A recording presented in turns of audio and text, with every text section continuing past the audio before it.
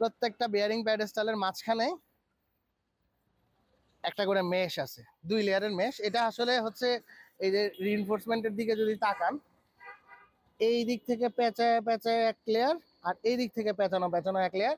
এবং এটার লোকেশনটা ঠিক 2টা বেয়ারিং প্যাডেস্টালের ঠিক সেন্টারে। এখন আমার কোশ্চেনটা হচ্ছে, এটা কেন প্রোভাইড করা হয়েছে? কেন ডিজাইনার এভাবে মেশ দিল 2টা বেয়ারিং প্যাডেস্টালের মাঝখানে?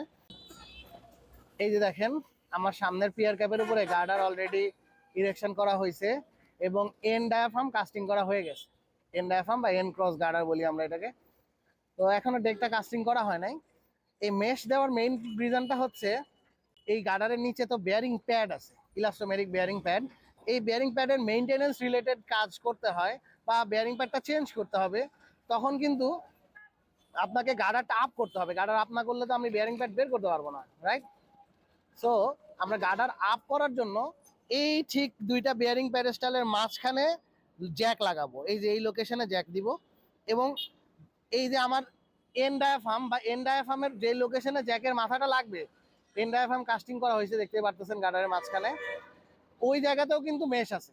এই মেশটার রিজন হচ্ছে পাঞ্চিং শিয়ার রেজিস্ট করার জন্য।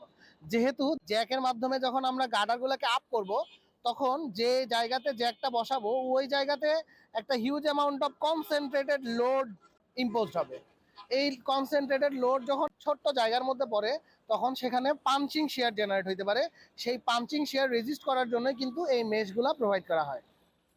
এবং এই মেশগুলা প্রত্যেকটা গ্যাপের মধ্যেই আছে। ওই যে ওইখানে যেটা দেখতে পারতেছেন, এন ক্রস গার্ডারের নিচেও কিন্তু এরকম মেশ আছে। সো আশা করি বুঝতে পারছেন সবাই যে কেন আমরা এই মেশটা প্রোভাইড করি। ধন্যবাদ সবাইকে। আসসালামু আলাইকুম।